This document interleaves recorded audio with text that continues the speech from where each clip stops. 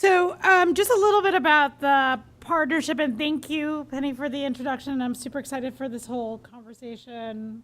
I'm meeting some folks, other folks I've been running these labor streets with for a while. So I'm really excited to have this conversation about what do we do. But the network that I'm really proud to lead is comprised of 19 different affiliates. We are permanent labor community coalitions based in metropolitan regions. And what we really strive to do is to end sort of the ridiculous divide, like the divide that never was supposed to happen between community and labor, and really sort of unite those two and unite in comprehensive campaigns that result in changing conditions in the workplace, but also improving the communities in which workers and their families live. So you got a little bit of my resume. And I will say, like, I sort of pride myself as a pretty tough organizer. I was very proud when I was up in Boston as organizing director for about 8 years with the Justice for Janitors local up there, earning the nickname from our members, La Dura, which translates to hard, and you can fill in the 3-letter kind of profane thing, but, you know, it's kind of compliment for me, you know, in fights with folks. But I'm also a little bit of a crier. And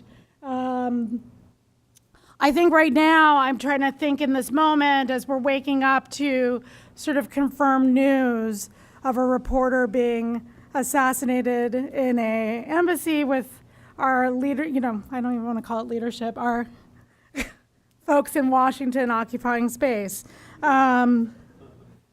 You know, sort of acting as though that's no big deal, and even saying, oh, well, he wasn't a U.S. citizen.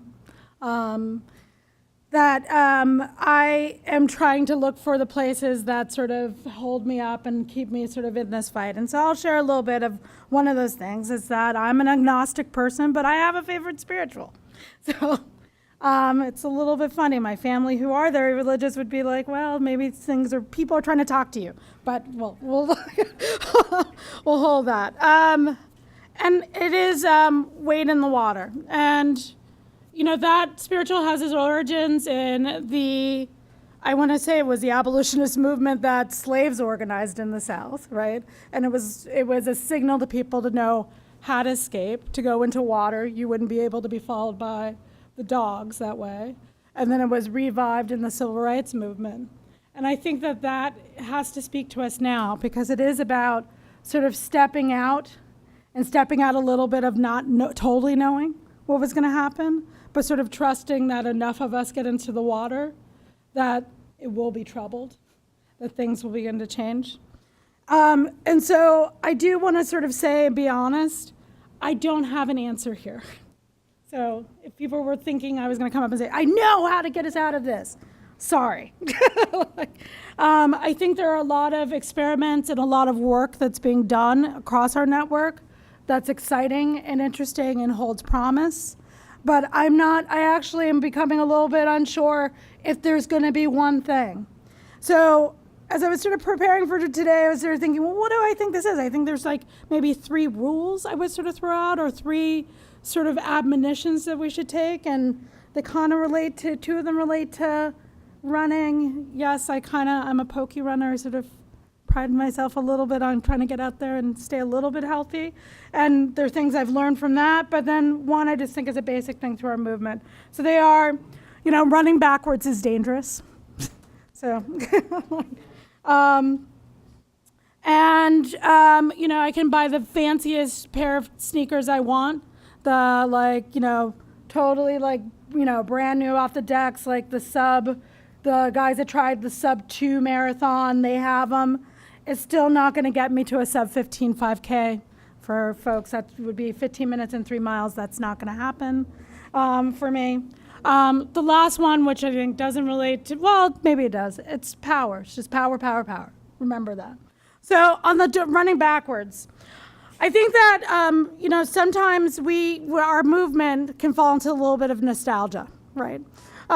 We fall into nostalgia of like the 1950s, right? In this period of the post-war boom, we were at almost a third labor density in the country, and you know, people were buying homes and folks had one income in the family, and this is sort of the story we tell ourselves, and we say, if we could just get back there, right, if we could figure out the way to get back to that density, then we can get things back on track. And I want to sort of say, like, we need to let that go. So for multiple reasons. That period of time was sort of a bit of an economic anomaly, right? So there was several global and, particular factors in our economy that brought that about. But the other real thing is that's not our economy anymore, right? We trying to say, like, we need to get back to manufacturing. That's sort of gone, right? And sort of saying we used to make things. That's gone. We do still have a lot of people working. We have a lot of people producing value for corporations that are based here or do a bulk of their work here. But, sort of our reliance on, if we could just get back to the form of the labor, of the boss-worker relationship that we're most comfortable in, and then things will be right, that's dangerous, right? That's us sort of saying, well, we can't, basically putting ourselves into a quandary where we won't be able to move. The other thing is just to say the 50s weren't all that great for many of us. I was like, there were many compromises, right? There were many folks, my family, other people's families in this room, that were locked out of that, both, structurally and also by law, right, or by action of the government, locked out of that period. The other thing I think in terms of understanding that our economy's changed, and when I was saying about more people producing value, is that it's not just folks that are in the act of receiving a paycheck from an employer that are making money or producing work for many. So if we think about tech, for instance, and I'm going to recommend an article that folks should read called Anatomy of an AI System, right? Just thinking about how the Amazon Echo works. Right? So you're in your house, and you're like, Alexa, turn on the lights. In that act, that person's performing work for Amazon. The system is learning how to read your voice. The system is starting to learn things about you. The system is learning things about your purchasing habits, things about how to better market and predict, right? So that is a change, right? And it's something that we can either be, oh my God, things are changing and scared of, or we can view it as an opportunity to say, more than ever, people that may consider themselves the community side of that equation versus the folks that consider themselves the labor or the work side of that equation have more in common than they ever did. And so that creates new possibilities. And I want to lift up some of the work that's going on around my network while I drop my pen. Right here, right now in New York, and I'm not going to totally, because I'm sure Maritza will talk about this, but communities and workers are together making demands on tech about who is going to have access to the thousands of jobs that are going to happen here and come to New York City, and sort of challenging the gentrification of tech jobs. So that is a thinking about how are we bringing together sort of parts that are seemingly separate. And Silicon Valley, Working Partnerships, which is one of our affiliates, has actually taken on sort of the entire tech business, not only for its work practices with its direct employees. They are engaged with a number of direct tech workers and coders in all of the big name campuses, but also the subcontracted workers that prepare meals on those campuses, that clean the campuses, that secure those campuses, that drive the buses for folks coming through the different metro regions of that area. And they've also taken on tech industry around its effect on affordable housing and other issues in the Valley, and have a very comprehensive plan and view of how they are tackling all these issues simultaneously. Look, we do need to fight for increases in the wages that folks are earning on the job, but we can't sort of separate that from the amount that it costs to actually afford to live someplace. So this is a work that is bringing those two ends together.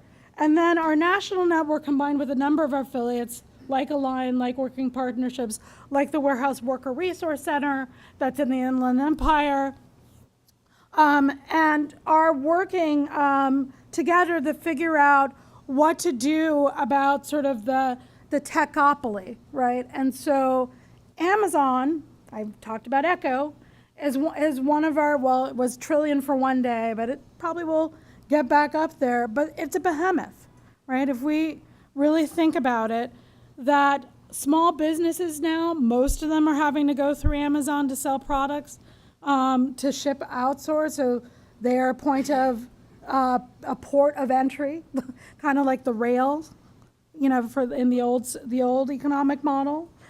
For many businesses, they have a plurality of the web services. So many websites that we use in other places are housed on Amazon servers. As well as now they are one of the larger grocery chains, right? So we're sort of seeing this expansion, and then there's also just the vast amount of data that they, through these ventures, have collected and have, which also will be, they are going to be carefully thinking about ways to monetize. And folks will remember they had some toe dips into whether we're going to do health insurance or whether we're going to toe dip into mortgage provisions. Folks remember this, that they had these announcements.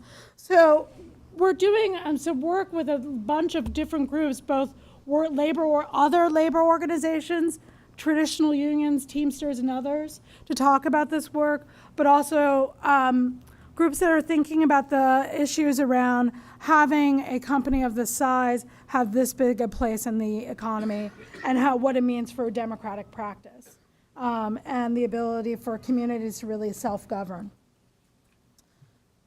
So I just want to say that's about us looking ahead, not looking back. So the second one about the sort of tech shoes, I think the other way to put it, this isn't science fiction.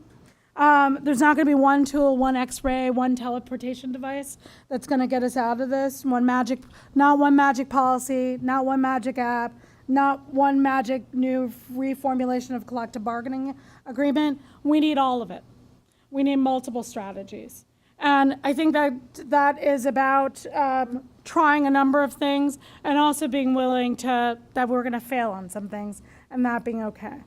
I also would say, going to my very last point about power, and remembering this and sort of remembering that if you don't train, so going back to the running metaphor, if you don't train, you're not going to be able to go the distance here. It is the same thing in this work. The core thing that we need to be thinking about as a movement, which a lot of the work that our affiliates are thinking about across the board, are where are the points of leverage for communities and workers? Where are the points at which we have maximum power? And how are we engaging in fights? And I do want to say some of this is about our willingness to cause disruption and our willingness to be sitting in the sort of uncomfortability that comes with that, right? The rending of some relationships, the rending of our own comfort at times, right? That in terms of poking at and sort of going directly at the issue, I will break the first rule a little bit and say, I think the one thing, if we were going to look back at the past labor period, that is the lesson to take from this, is that the way we got to the last sort of structure of collective bargaining agreements wasn't that somebody came up and said, I have this really great thing. We're going to do these contracts, and it's going to have a union security clause and a checkoff, and then we're going to have a grievance procedure. It was workers striking, right? It was workers doing general strikes and shutting down whole cities, right? And that brought about then the space to think about what was the way that the two sides wanted to move forward. And I think it is the thing that we need to sit with right now in this moment. And so I want to go back to how I open and say, so this is a moment about a little bit of wading in the water and figuring out how we are going to trouble the waters themselves. Because it's a bit of our faith that if we can strike out and tackle and break up and break up the ability of companies like Amazon and others to be able to continue to steamroll through the economy, think about ways in which communities are fighting back and taking the demand on having self-governance and not turning over to mega companies that want to come in, sort of like the HQ2, and sort of dictate the terms of what the city looks like. That's Amazon's headquarters, second headquarters. Dictate the terms of what gets built, where will be built, what's sort of the handout that the cities are going to give away. That if we're willing to step into this and to challenge them, then the new things that will encapsulate power will rise from that. And that's the sort of trust and faith I think we have to have, and not so much worrying about the tech thing first. It's to get to what's the thing that's going to force the conversation and force the readjustment and the realignment of power. So thank you all.